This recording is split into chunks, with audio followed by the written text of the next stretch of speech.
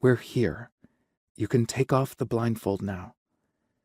My nerves hummed as he unfastened the necktie from around his head. He blinked rapidly a few times, waiting for his vision to adjust. We were surrounded on all sides by tall brick walls painted white, but they looked silver in the moonlight. Rows upon rows of picture windows looked down on us like eyes. Some were dark, while others emitted a warm glow from inside. Shining globes sat atop the lampposts. The trees weren't in bloom. Their branches formed a web that stretched around us, protection from the terrors of the night. We were standing in the center of the magnolia courtyard. I waited eagerly to see the look on Elias's face, expecting a smile of recognition to appear. It was expressionless for the first few seconds, then his eyebrows crinkled and his lips pursed tightly together. "Why are we here?" he asked, turning to me. "Elias, this is where we first met." I was surprised that he didn't quite get the point of this. "Yes, I can see that." He paused. "Why did you bring me here?" "I spoke with the owner of the building, and she's willing to rent out the space for the day. We'll have to arrange everything ourselves, like catering and equipment and licenses and whatnot. But isn't this place perfect? Elias, this is where I want us to get married."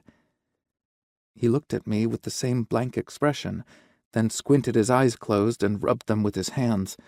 After a moment, he said, "This is not a good idea." "Why not? It's perfect." "It is not perfect, Coen." "Sure, it's a little shabby, but I've already been thinking about how to spruce it up." "Coen, listen to me. We can set up the chairs right down the middle, and this brick path here is where the aisle would be." "Coen." "The bar could go here, and then there would be a table there for the guest book. We could string up lights around the trees." "Stop it. Listen to what I am saying." "And the magnolias. We'll time it for when the magnolias are in—" "Shut up!" It felt like a slap, except he stood 6 feet away. We just looked at each other, so still one would have thought we were playing a game. I was confused.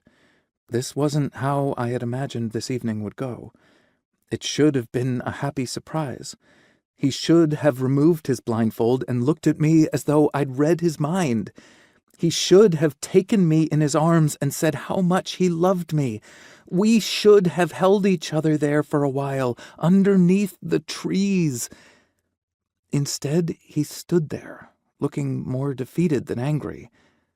"Coen, this is not a good idea." "This is where we first met, right here in this courtyard. How is that not a good idea?" "Let's not do this right now."